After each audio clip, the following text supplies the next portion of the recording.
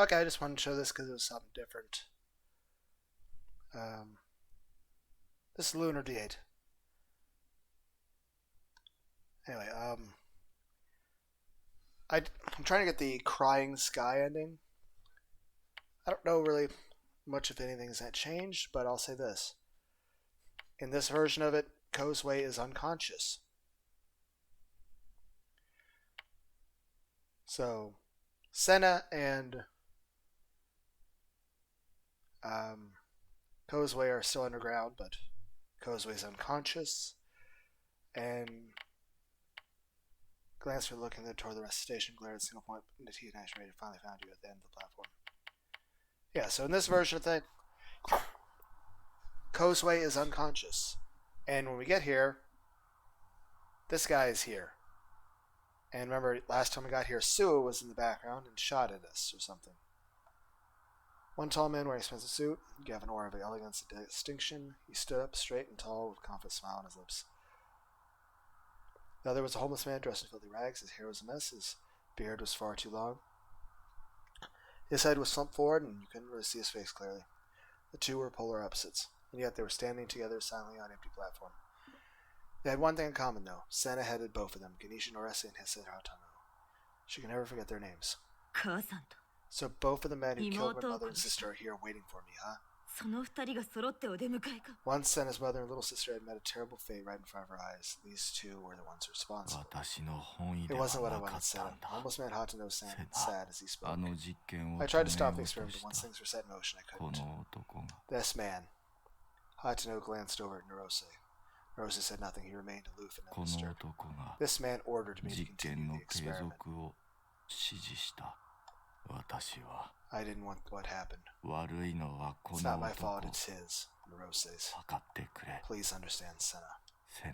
Senna felt like she was going to throw up as she listened to her father speak. You left mom and sister to die. That's the truth, no matter what you say. If you really wanted to repent, why did you run? To protect the world. Bullshit. A girl should listen to her father. Narose spoke for the first time. He is correct. The tragic end of the family came at my orders. We gather more than enough data, you see. The experiment was a very productive one. Productive.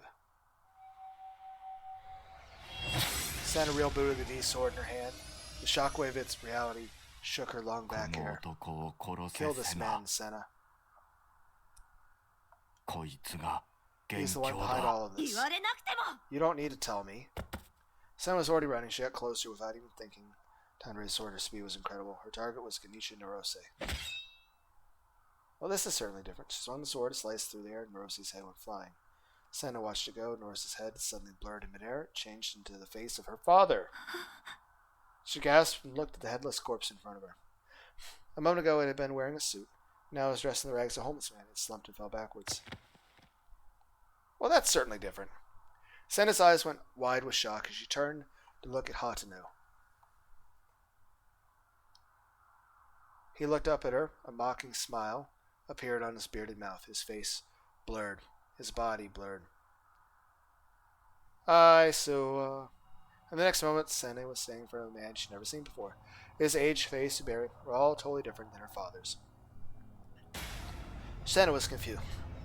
She stared again at the head of the man she just killed. It was lying on the ground, spilling blood everywhere. It was her father's face. It was her father's head. Senna couldn't look away from it.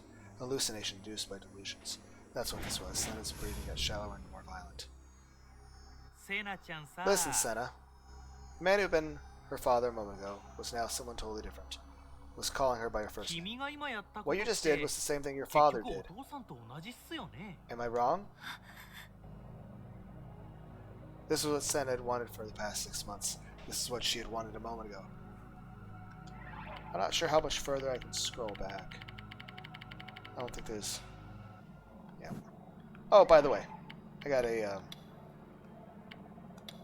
Your delusion level is within normal parameters. Your real life is relatively stable, with time for both hanging out with friends and watching TV or playing video games by yourself. Humans as a species need a certain amount of delusions. They're what make life worth living. You are a person who is capable of enjoying delusions, as well as using them to make your life a better place. Balancing your time between delusions and reality is very important. Devoting too much time to your delusion may turn you into a creepy weirdo. The Yassi's comment, sing. That's what you should do. The act of singing takes place in the real world. The emotions you put into a song place in the world of illusions. You can have both of them. Illusions, reality. You can share them with other people. U.S. comment. There's nothing creepy about enjoying anime, but make sure it's not the only thing you ever talk about. And I think I read the ones for the couple answers, and that was like half of everything. So, yeah. But for some reason now she started to panic. Her father's eyes were staring at her from lifeless sockets. You chopped your own dad's head off, damn! Dad? Why was it such a mental shock to her? Without knowing why, she felt the sound of something snapping deep inside her ears. Hello? I heard a voice. It was the voice of Senna's heart. I followed the maddening scream to Shinsen Station. By the time I got there, it was already too late. There was a faint smell of blood inside the dim station. Kozuki was lying up against the wall. She was unconscious. On the platform, I could see Senna sitting with her back to me. She was looking down. Her long hair made it impossible to see the look on her face. Next to Senna was a headless corpse. I realized that the round thing was a short distance away. It had been once on owner's head. It was hot to know. I realized and I bit my lip. Looks like today's my lucky day. The man was standing on the tracks. A man wearing a suit, backpack. Awful noise. Suo. I knew what he'd done. But Nishijo, I'm happy to see you too. I'm supposed to capture you if I find you. Who told you to do that? That's a secret. Ben smells. Listen, Nishijo. Suo shook his head and sighed. I put myself between the Senna, who still wasn't moving. I carefully jumped out of the platform tracks, keep my eyes on Suo at all times. Let's double check OBS, make sure OBS is working. Yep, okay. You're the one who killed the bandit. Bon. And if I am, you're a detective, you're not supposed to kill people.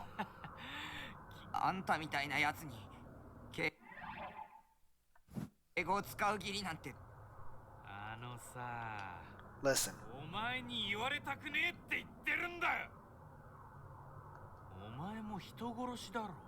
No, I don't think I am.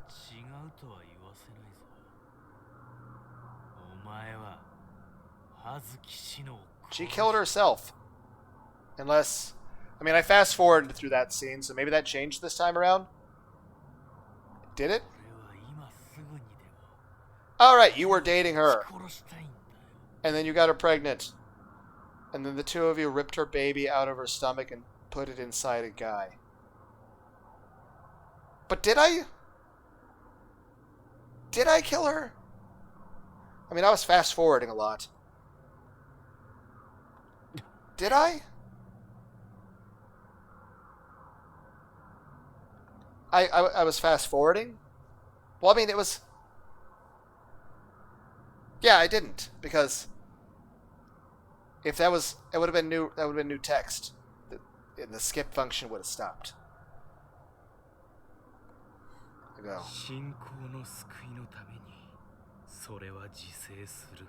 But instead... that your mind is destroyed. I just did it out of reflex. So did I kill her, though? I mean, the skip function didn't stop.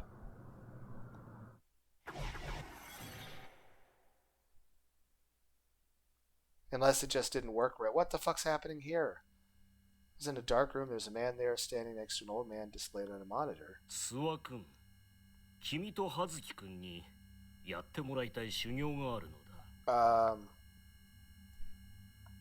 Did I kill her? Yes, anything, sir. I want you to kill a person. Kill who? Who dies doesn't matter. What do you mean? Let's just say there's a good deal of flexibility in the matter. Okay.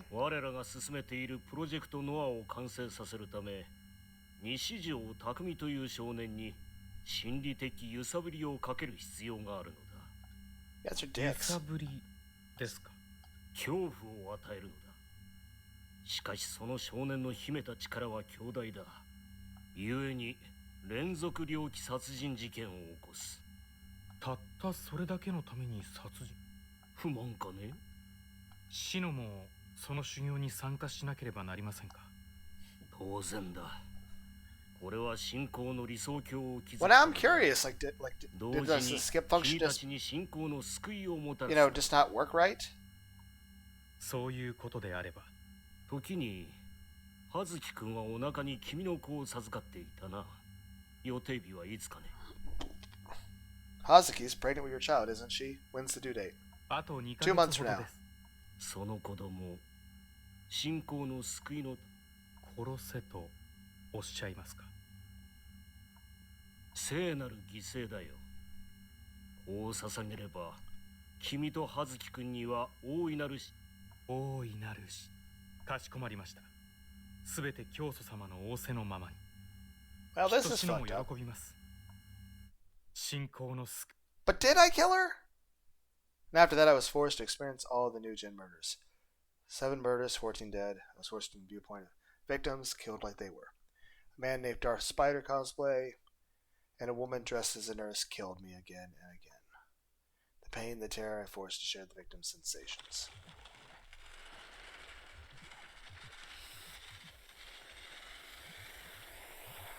What is happening? What is the sound?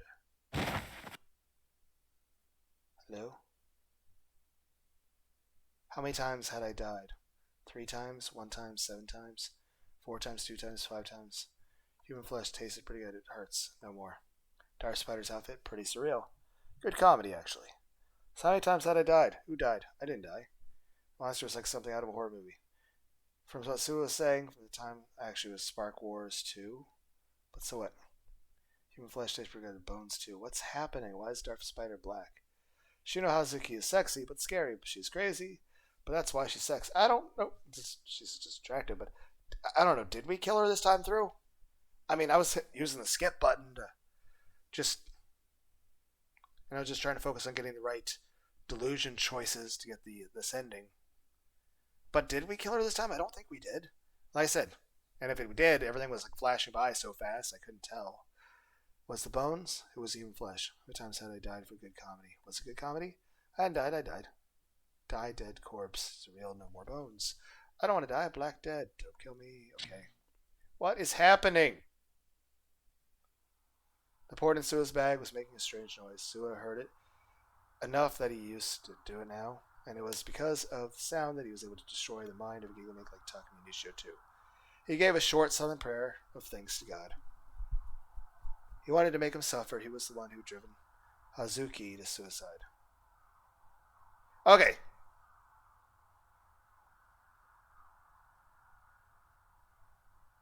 Okay, so it happened the same as Orima. Hazuki was Sua's childhood friend. The two of them had lived together for their whole lives. Several years ago, Sua decided to become a detective, and Hazuki a nurse. He still remembered what she'd said to him that day.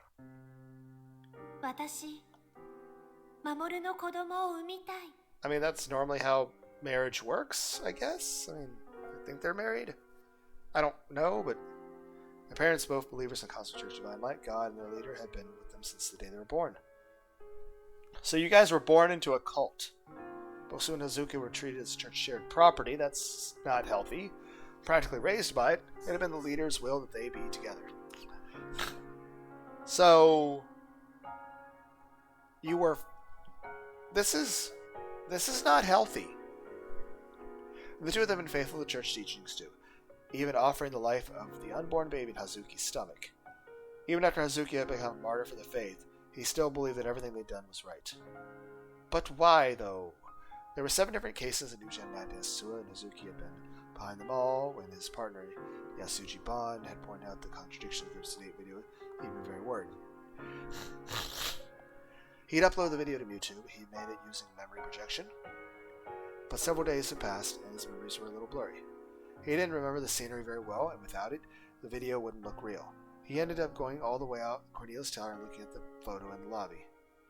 If he had given his video the reality he wanted, but the photo itself was flawed. He had never imagined that the skyline would have changed so much since the photo was taken. Of course, the leader had cleaned up this mess easily. The leader that had many powers. He had political connections to follower occupied Metropolitan Police. How much Bond tried, it was going nowhere. Sua's job as a detective, Hazuki's job as a nurse. The leaders help in controlling media, police, the horror system terminals.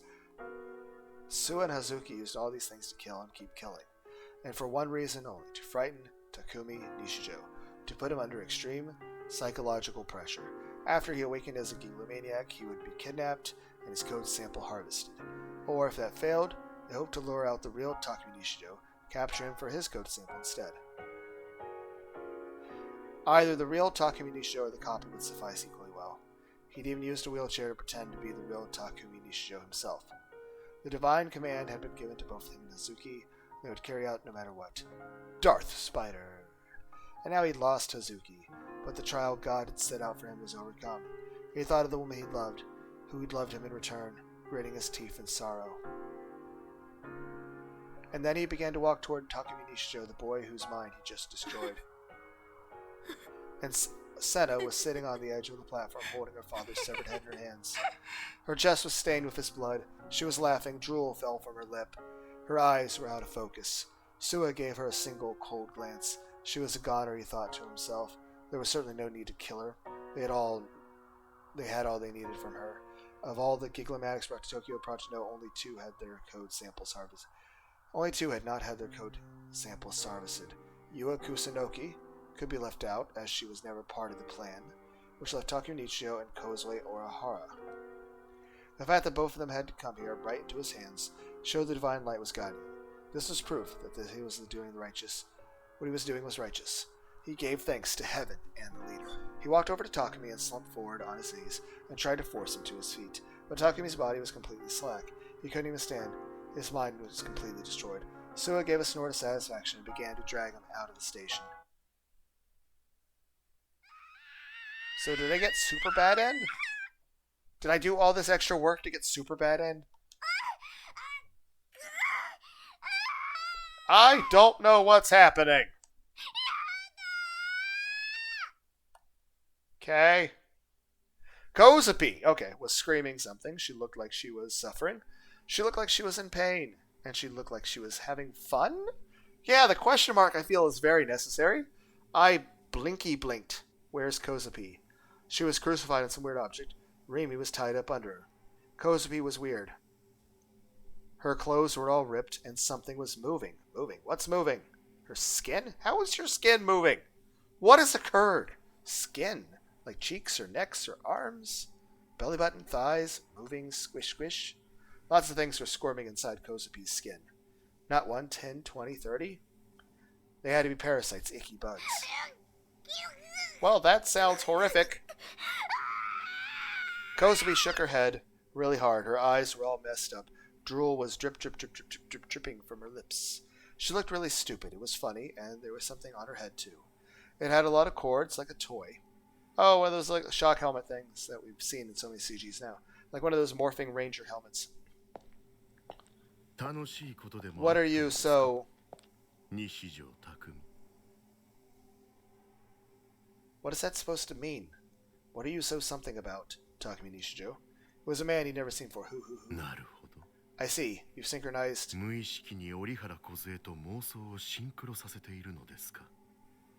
Okay. But don't be so... I'm sure you will be given more than enough. What? Okay, I feel like I need the rest of the words to understand what's being fucking said. Am I next? No, please. Am I next? No, please. Am I next? No, please. No more pain. No more hurt. Taku. You can stop this. How? If you act now, you can stop this. You're the only one who can. My hands were bound behind me a moment ago, but the ties had loosened and come undone, like they had a will of their own. Rima was next to me, tied up. Her eyes were locked on me. They were begging me. They were a huge device in the center of the dome-shaped space, giving off an eerie roar. It was Noah too, and she wanted me to destroy it. Her eyes were begging me. A sharply dressed man, Norose, was standing with his back to me watching Kozapi's torture. He hadn't noticed my movements. There was no one else in the room. Sua wasn't here either. If I acted now, even I could do it. I was the only one who could. I was scared. If Narose saw me, if I failed, the thought made me shiver. This whole game was screwed up, putting me in charge of the fate of the world, but I had to do it. I had an easier time convincing myself than I thought I would. Maybe I'd gotten stronger. That's right, I'm strong. I stood up slowly. Narose hadn't noticed yet. For the last boss, he was kind of an idiot. Or did he just really like to watch Kozupi suffer? It made me sick and angry. It gritted my teeth. Come out, D-Sword. A ripple appeared in space and then a pale light. I grasped it. I could feel it. It wasn't hot or cold or hot or soft. I pulled it from the Dirok Sea. The huge sword fit neatly into my hands. What? Too late, asshole. I reeled through the D-Sword. I sent particles into the dead spots of everyone here. I didn't even need to think to do it. It didn't matter how it worked. I just had to picture it in my illusions. I held the sword tight with both hands. The light of the D-Sword changed from red to black. But your mind was destroyed. Narose looked at me like he couldn't believe what was happening. He staggered back in panic. I'd won. I grinned. I raised the sword. I formed an illusion. The sword of light, it had incredible power, one that could slice through air itself. If I unleashed the full might through it here, I could turn anything in the world to dust. Take this. This is my special attack.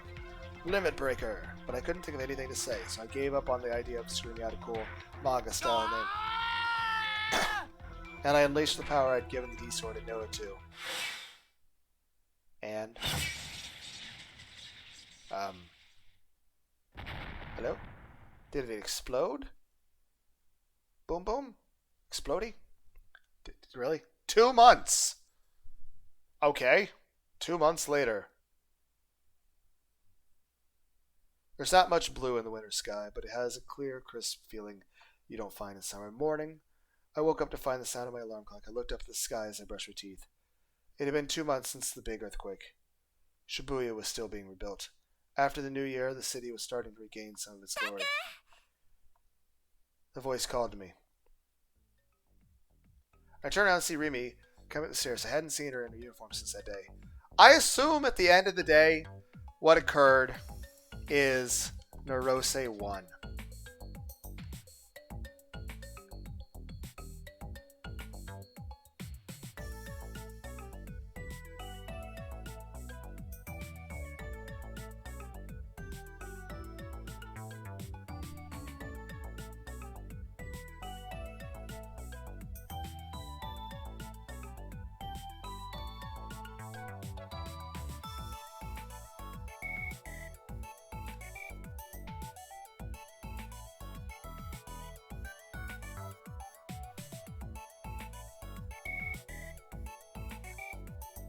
But yeah, I'm assuming Narose won. Because one, he also had Suwa still alive.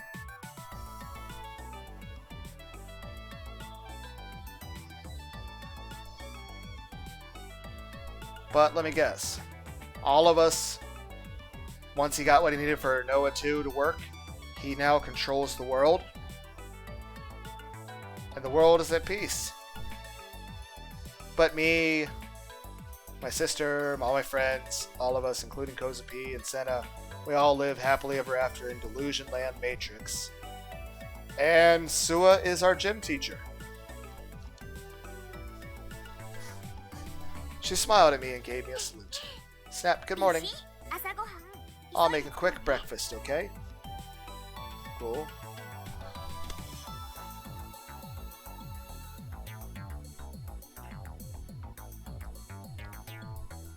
She had a bag from the convenience store in her hands, with bread, eggs, and milk inside. She went over to the sink and started to cook. She'd been coming over and making my meals every day for the past 2 months. She never really cooked before, she said, so this was her way of getting practice in. I wanted to tell her not to use me as a test subject, but it made me happy to eat a girl's homemade cooking. So, I didn't say anything. School starts today, huh? Sume Academy had closed since the earthquake, and was finally reopening today. I decided that this was the perfect time to quit my quasi-hikikomori life and start actually going to school. I'm happy I get to go to school with you again. Rimi cracked an egg as she spoke. It was too cold to eat outside in the middle of winter. Rimi took the 2 plates of toast and scrambled eggs we made over to a small, low table, and then we both sat down on the sofa. Okay. Let's eat. Ikitakimasu. My seat. We put our hands together, and then I stretched out my hand for the butter on the end of the table. But since Remy had tried to do the exact same thing, our fingers touched over the container. Oh, it was like something out of a bad romantic comedy. I chuckled, but still my eyes met with Remy's. Since she was sitting right next to me, my heart began to beat faster.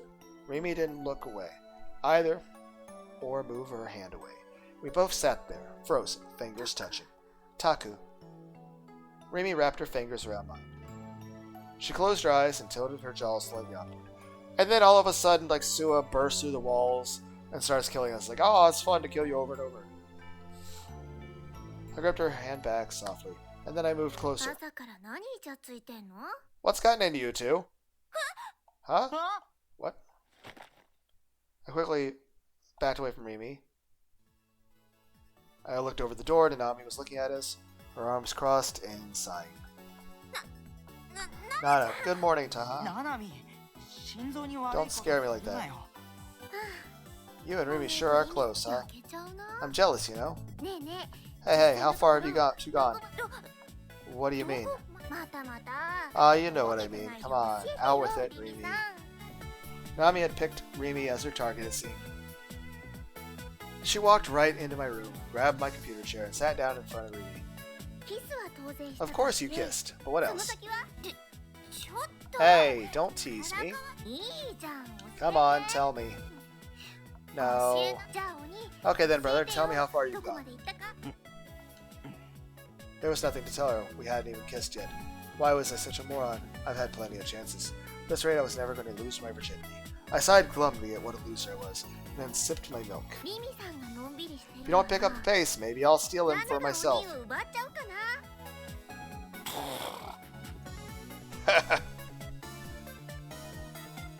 I spat out my milk. Brother, that's dirty. Hey, you can't. It was just a joke. Don't take me seriously. Hey, don't scare me like that. So, three of us headed to school together. Remy was humming the Phantasm song. The three of us took the shortcut through Shoto Park, the one I always used. There were still signs of the earthquake here in the park, like how the stone wall around the lake had fallen in, and it was a great shape compared to the center of Shibuya, though. Good morning. Yu was sitting on the bench where I always sat. She turned to me with a nod and a kind smile. Nishijo? I had a lot of fun yesterday. Yesterday? I went shopping with Yua in Akihabara. Oh, I know. You're dolls, right? They're not dolls, they're figures. But yeah, we did go buy figures. I put my new Sarah up in my room. I wish I could have gone. Huh? Remy? You like anime figures? Remy gave a little smile. More like...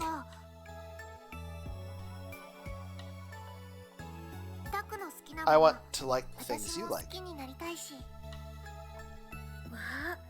Wow, a bold statement. Why don't we all go shopping together sometime then? Huh? Really? Thank you. You and Remy were good friends now. Nanami and Yua had classes in different buildings, so we said goodbye at the school entrance. As I was changing my jacket, somebody blew on my ear. I shivered and leapt back. The music sounds cool. It was Yase. She had her mouth puffed out, lips forming an O. Again, the music in this game is awesome. Good morning, Takumi. Oh, good morning. Good morning. Aya-chan. Ayase seemed a little bewildered by what Remy had called her. That's the first time that anyone has called me that. I like it. Right? Phantasm has a concert in 2 days. The conversation suddenly jumped to a new topic. Ayase was still as hard to follow as ever. I'd be glad if you came. Are you saying this to me? I'm saying this to you. And Remy too. Oh really? I'll definitely go. Phantasm had split But I heard they suddenly reformed this year. I didn't know what prompted the change, but I wanted to hear Ayase sing again. But I won't let you have Takumi. I wasn't sure what "but" meant, but Ayase reached out a hand and softly rubbed my cheek, as if trying to put distance between me and Rimi. Bye, Takumi.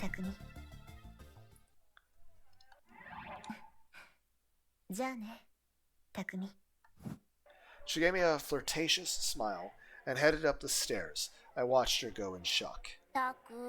Taku, you're staring. I covered my hand with my mouth. I'm joking. And when I got to the classroom, Takumi! Kosapi charged down the hallway at me with a dazzling smile on her face. And she fucking tripped.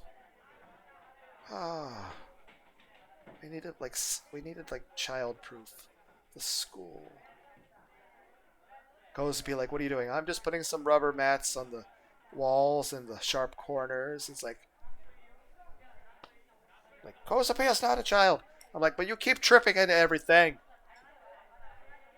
But Shikaiwa boy was coming out of the classroom and landing hard on her butt.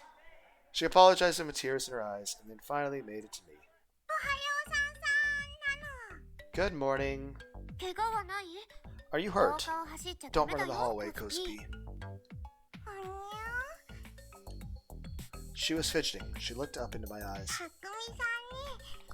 I want to be the first one to tell you. Tell me what? Look. When we look into the window, it's like a fucking mushroom cloud. Like, oh! We've been nuked. Shit. Kosapi pointed the direction she'd been running from. I looked again and saw Senna leaning up against the wall. She had her arms crossed and an annoyed expression on her face. Oh, Senna got out of the hospital. Senna had been in the hospital past 2 months due to psychological attacks. Had done lasting damage. Senna looked up and slowly walked toward me. She was as scary as ever. She had kind of an air about her saying she might smack across the face for no reason. I'd gone to see her in the hospital twice a week, but no matter how much time I tried to talk to her, she never said a single word to me. It was painfully, horribly awkward. Maybe she hated me, or maybe Senna was just an intimidating person. An air grew tense between the two of us, or maybe it was just that I was scared. And so,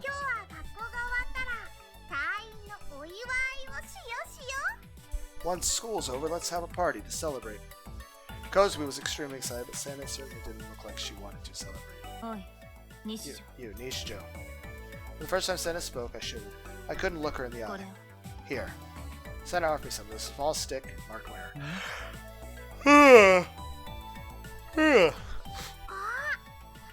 Oh, it's a winning Garaguri cut stick. Nora. I took it from her, a little confused. Senna gave me a humph and walked away. There's something I want to tell you. What is it? For some reason her cheeks look flushed. Or was I imagining things?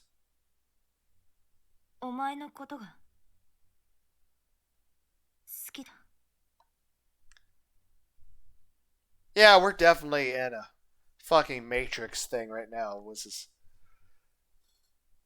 great? I'm in love with you. Huh?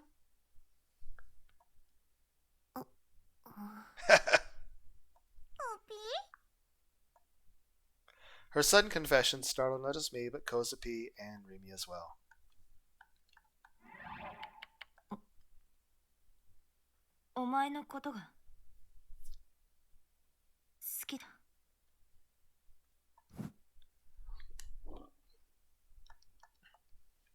I thought for a moment that maybe she was just messing with me, but Senna didn't tell jokes like that. So MJ did? MJD, whatever that fucking means. My job done? I think? I was so happy when you came to see me in the hospital. I mean... Don't make me say it aloud, you jerk. She went from soon to dare and then back to soon. But still, this is all so sudden. There was a beat, and then Rimi yelled in surprise. Kosapi was blinking her eyes in shock, seemingly unable to understand what was going on. Oh, Sakihara, you have a problem with that? Of course I do. It's well, it's just not right.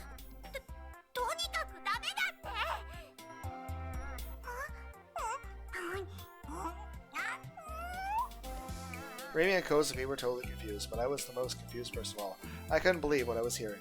I looked up at the clear sky outside the window, unsure of how to react. And the music stopped. It was only the first day of school, and so many fun things had already happened. And then all of a sudden the windows started rattling as fucking nuclear warheads started to land, and Sua's giant Galactus. The giant guy who eats planets. Saying he's the size of a planet, just laughing as he watches me like burn. Would these peaceful days happy last forever? No, it's more so they're giving you something happy so that when Sua kills you again, he can get more of a kick out of it. By dangling happiness and a good ending in front of you and just constantly taking it from you for the rest of time. Because technically you're immortal. I hoped so. I really, really did. And then suddenly I saw myself reflected in the window. But what I saw wasn't me.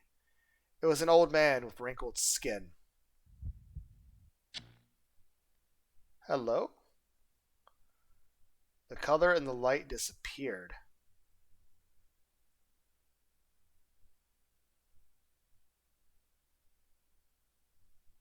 Okay. Are we just saying fuck the fourth wall? Because you're doing a good job at that.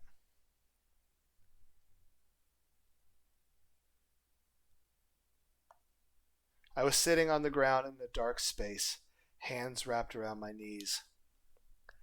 In front of me was the only source of light. It was like a monitor, or a window, or a frame. Inside it, Remy and Senna and Kozapi were laughing and talking. I couldn't hear what they were saying. As I looked at it, I didn't feel anything at all. Perhaps my mind had been destroyed. I remember that. That's the one where they said they were fucking with me. I'm like, I would be pissed in that situation. That's fucked up. Suddenly I realized what I'd been seeing was my delusion, a 2D world that I'd escaped into. A total hallucination. How much of it was a delusion? All of it. Hello. I turned around and Narosi was standing there, but it was so dark that I could only see his feet. Sua destroyed your mind, didn't he? So everything that after that was a delusion. We have your code sample now.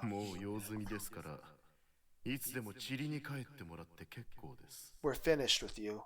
Feel free to die at your own convenience. I didn't feel a thing. My mind had been destroyed. I shouldn't have been able to feel a thing, but for some reason a single tear ran down my cheek. At the very end of everything, I turned back into a loser. I tried to run from a painful reality.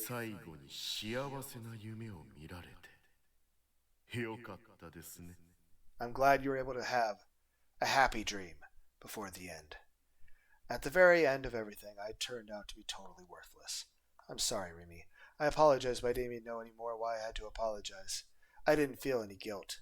I decided to go back to the delusion I'd been enjoying. Eventually somebody would come along and kill me. Until that happened, I wanted to immerse myself in the happiness of that false world I'd escaped into.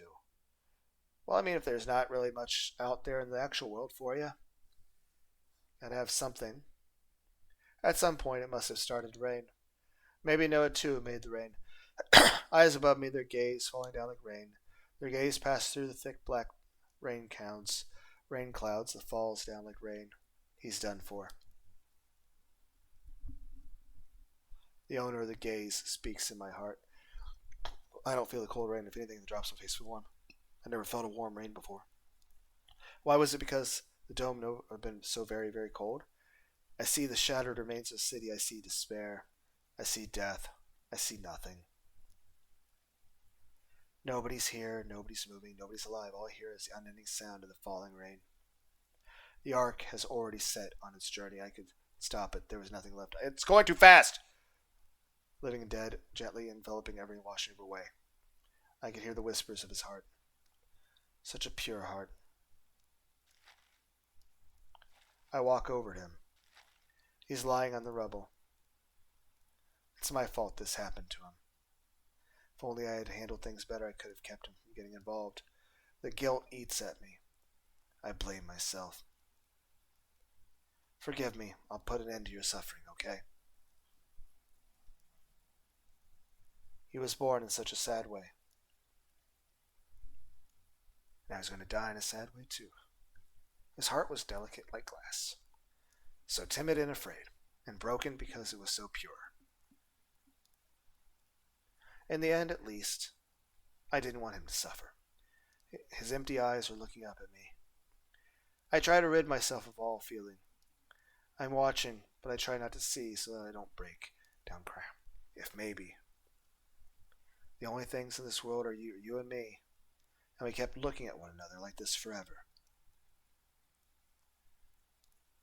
The world may be what's reflected in your eyes, and your world will be what's reflected in my eyes. You are reflected in my eyes. I am reflected in your eyes. When I think about it that way, the world suddenly seems so much smaller, at least for the time you have left. I'll become your world. Make it so you don't have the pain. World suffering worlds. Hey. I whisper. I lean my head forward. I spread out my hands. As if I'm about to take flight toward the rose rain clouds. Or as I'm trying to take all the rain into my hands. The delusion that stares at you.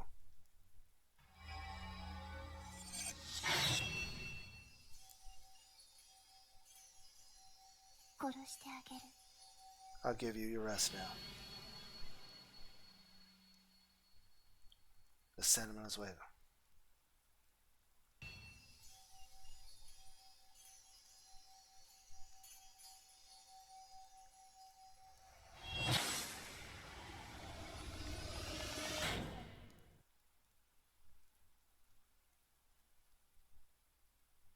Slowly I drop my knees in front of him. If I look you in the eye now, I'll cry. I'm sorry, I can't. I embrace his head softly.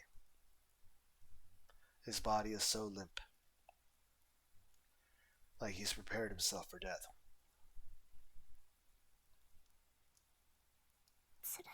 It hurts, doesn't it?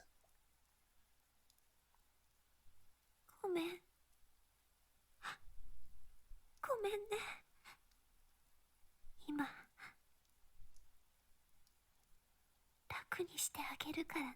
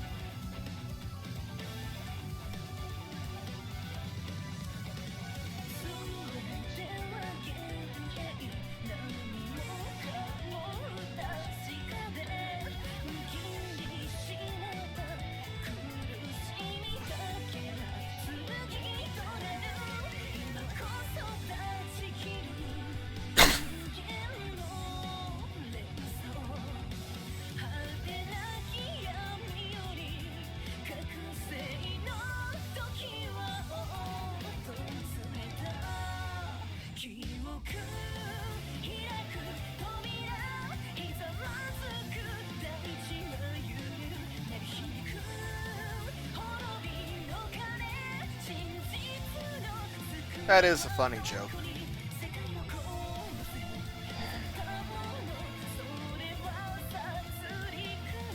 For as much as anyone can criticize the characters in this story, I would say the characters in this story have a healthier relationship than most of the relationships I've seen in real life.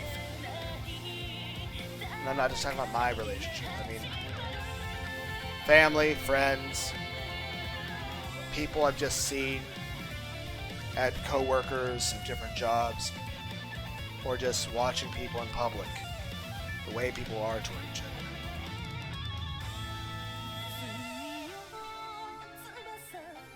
Then I would also say, to a degree,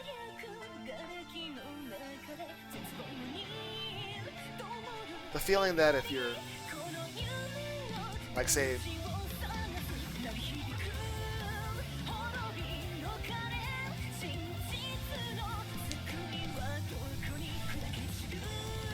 like this thing where she said, like, that if she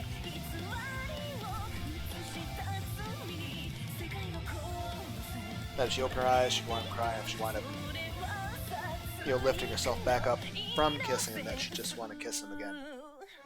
After all, that's the thing. Relationships, most of all romantic, intimate relationships, are supposed to be an expression of strong emotional bonds and attachments, about actually caring for the other person, about having a strong, like I said, attachment to that person and caring about them.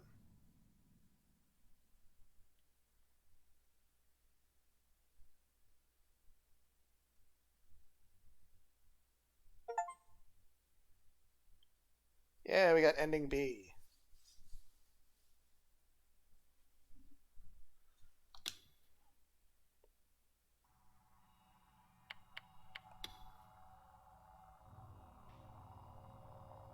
Okay, so the one at the very bottom would be the blue sky ending, which we have to get all of the other 8 endings, which we have 2 of, and each of those other 6 are character endings. 72% CGs. Cool. Oh, we're having a good day. Bye.